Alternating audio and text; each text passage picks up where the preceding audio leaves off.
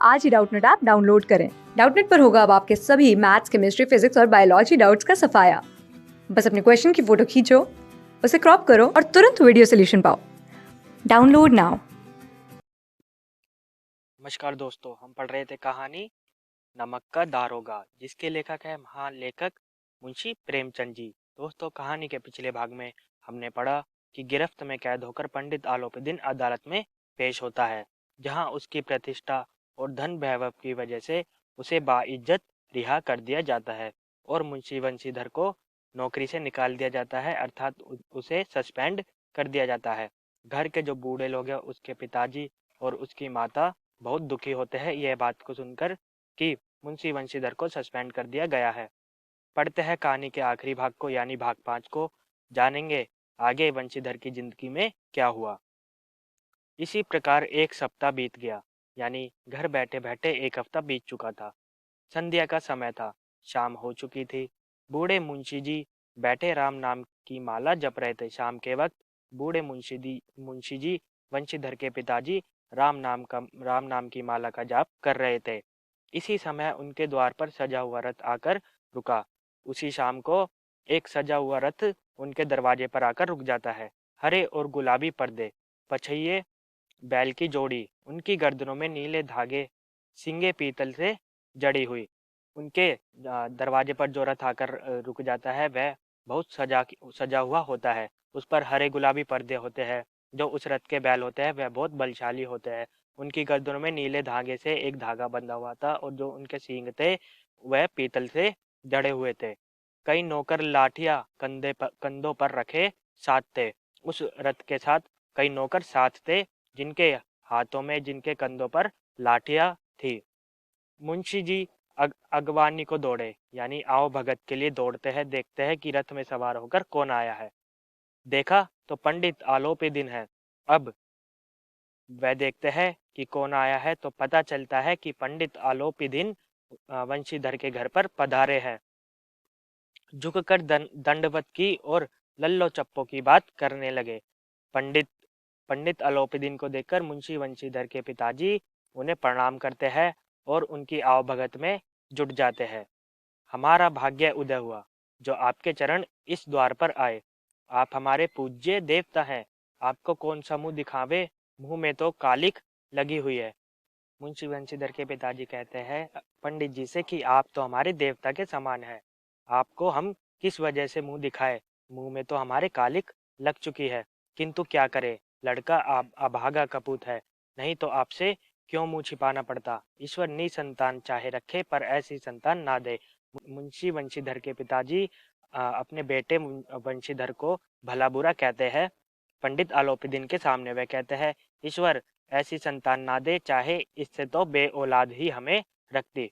आलोपीदीन ने कहा, यानी पंडित जी ने कहा, नहीं भाई साहब, ऐसा ना कहिए। मुंशी जी ने चकित होकर, यानी चौंक कर कहा, ऐसी संतान को और क्या कहूँ।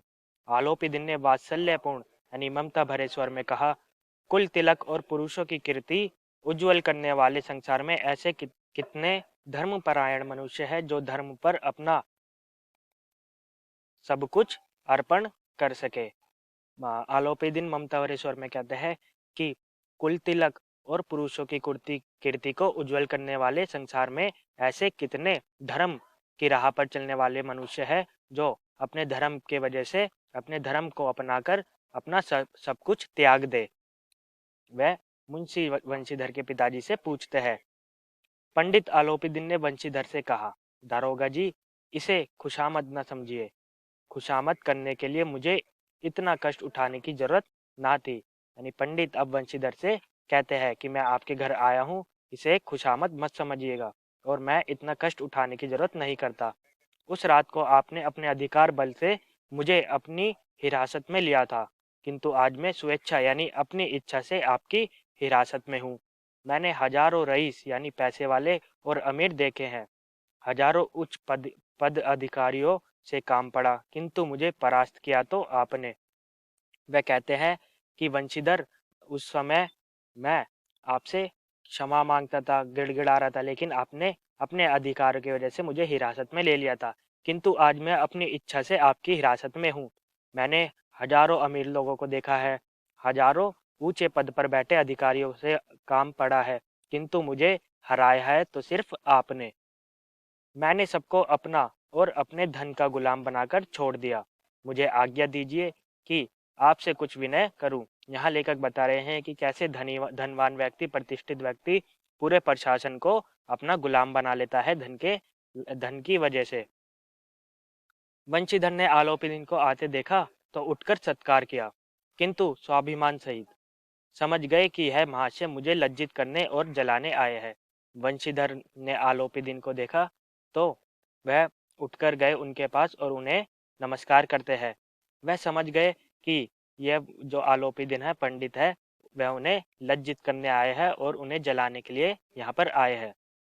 क्षमा प्रार्थना कर चेष्टा नहीं की, वरन उन्हें अपने पिता की यह ठकुर सुहाती की बात असहाय सी प्रतीत हुई। जब पिता आलोपीदिन के सामने वंशीधर को भला बुरा कह रहे थे तो उन्हें बुरा लग रहा था। वंशीधर को पिता की बातें बुरी लग रही थी, पर पंडित जी की बातें सुनी तो मन की मैल मिट गई। पंडित जी की ओर उड़ती हुई दृष्टि से देखा, सद्भाव झलक रहा था। गर्व से अब लज्जा के सामने सिर झुका दिया। जब वह कहते हैं वंशीधर को कि आपने मुझे परास्त किया है, तो वंशीधर अपना सिर झुका लेते हैं। शर्माते हुए बोले, यह आपकी उदारता है जो ऐसा कहते हैं। पंडित आलोपीदिन को वह कहते हैं कि आपका दिल उदार है जो आप मुझे इस काबिल समझते हैं। मुझसे जो अविनय हुई है उसे क्षमा कीजिए। यानी जो मुझसे ऐसा दुस्साहस हुआ है, जो दुष्कर्म हुआ है, अविनय हुआ है, उसके लिए मैं क्षमा मांगता हूँ। यानी वंशीधर अब पंडित आलोपीदिन से क्षमा मांगते हैं। मैं धर्म की बेड़ी में जकड़ा हुआ था, नहीं तो वैसे मैं आपका दास हूँ। जो आज्ञा होगी वह मेरे सिर माथे पर। वह कहते हैं उस समय तो मैं नौकरी पर चढ़ा हुआ था और इसी वजह से मैंने आपके साथ यह अविनय कार्य किया, नहीं तो मैं आपका दास हूँ। आप जो आज्ञा देंगे वह मेरे सिर माथे पर होगी।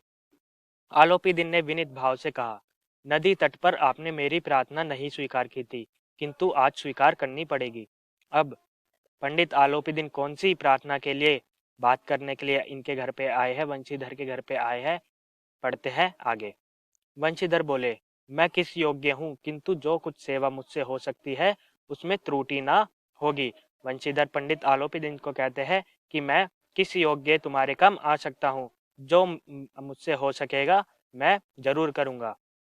आलोपीदिन ने एक स्टाम्प लगा हुआ पत्र निकाला और उसे वंशीधर के सामने रखकर बोले, इस पद को स्वीकार कीजिए और अपने हस्ताक्षर कर दीजिए। यानी पंडित आलोपीदिन नौकरी का फरमान लेकर वंशीधर के घर पे आए थे। वह पत्र निकाल कर कहते हैं कि इस पत्र पर अपने हस्ताक्षर यानी सिग्नेचर कर दीजिए और इस पद को यानी इस नौकरी को स्वीकार कीजिए। मैं ब्राह्मण हूँ, जब तक यह सवाल पूरा ना कीजिएगा द्वार से ना हटूंगा। मुंशी वंशीधर ने उस कागज को पढ़ा तो कृतज्ञता से आंखों में आंसू भर आए। मुंशी वंशीधर उस कागज को पढ़ते हैं और वह रोने लग जाते हैं। पंडित आलोपीदिन ने उनको अपनी सारी जायदाद का स्थायी मैनेजर नियत किया था। यानी उस पत्र में जो उनको पद दिया गया था, मुंशी वंशीधर को जो पद दिया गया था, उस पद में स्थायी मैनेजर की नौकरी दी गई थी और 6,000 वार्षिक वेतन के अतिरिक्त रोजाना खर्चा अलग। एक साल में 6,000 रुपये तनख्वाह और रोजाना खर्चा करने के लिए अलग से पैसे, सवारी के लिए घोड़े, रहने को बंगला, नौकर चाकर मुफ्त। कंपित स्वर में बोले, पंडित जी, मुझ में इतनी सामर्थ्य नहीं कि आपकी उदारता की प्रशंसा कर सकूं, किंतु मैं ऐसे उच्च पद के योग्य नहीं हूँ। वंशीधर कहते हैं कि किस प्रकार आपकी प्रशंसा कर सकूं, मेरे अंदर इतना सामर्थ्य नहीं है, किंतु मैं इस पद के लिए योग्य नहीं हूँ, एलिजिबल नहीं हूँ। आलोपीदिन हंसकर बोले, मुझे इस समय एक अयोग्य मनुष्य की ही जरूरत है। बंशीधर ने गंभीर भाव से कहा, यो मैं आपका दास हूँ। आप जैसे कृतिवान सज्जन पुरुष की सेवा करना मेरे लिए सौभाग्य की बात है, किंतु मुझमें ना विद्या है, ना बुद्धि, ना वह स्वभाव जो इन त्रुटियों की पूर्ति कर देता है। ऐसे महान कार्य के लिए एक बड़े मर्मज्ञ अनुभवी मनुष्य की जरूरत है। यानी वंशीधर बार बार कहते हैं कि इस पद के लिए मैं योग्य नहीं हूँ, ना ही मेरे पास इस पद के जितनी शिक्षा है, ना ही बुद्धि है। इस पद के लिए अनुभवी मनुष्य की जरूरत है जो दिल से काम कर सके। आलोपी दिन ने कलमदान से कलम निकाली, यानी जिसमें पेन रखे जाते हैं उसमें से एक पेन निकाला, कलम निकाली और उसे वंशीधर के हाथ में देकर बोले, ना मुझे विद्वता की चाहे, ना अनुभव की, ना मर्मज्ञता की, ना कार्य कुशलता की। वह कहते हैं मुझे इस प्रकार के किसी अनुभव की जरूरत नहीं है। मुझे इन गुणों के महत्व का परिचय खूब पा चुका हूँ। अब सौभाग्य और सुअवसर ने मुझे यह वह मोती दे दिया है जिसके सामने योग्यता और विद्वता की चमक फीकी पड़ जाती है। वह कहते हैं कि मुंशी वंशीधर के सामने सारी योग्यता और विद्वता धरी की धरी रह जाती है और मुझे बस आपकी इस योग्यता की अयोग्यता की ही जरूरत है। वह वंशीधर को यह बात कहते हैं। यह कलम लीजिए, अधिक सोच विचार ना कीजिए, दस्तखत कर दीजिए, यानी सिग्नेचर कर दीजिए। परमात्मा से यही प्रार्थना है कि वह आपको सदैव वही नदी के किनारे वाला बेमुरौवत, उद्दंड, कठोर परंतु धर्मनिष्ठ दारोगा बनाए। वह कहते हैं कि मेरी ईश्वर से प्रार्थना है कि वह आपको ऐसा व्यक्ति बनाए जो सहानुभूतिन हो, उद्दंड हो, उद्दंड मतलब जो अपने मनमाने आचरण को रखता हो, कठोर हो परंतु धर्म के मार्ग पर हमेशा बना रहे। वंशीधर की आंखें डबडबा आई। यह बातें सुनकर वंशीधर की आंखों में से आंसू आ जाते हैं। हृदय के संकुचित पात्र में इतना एहसास न समा सका।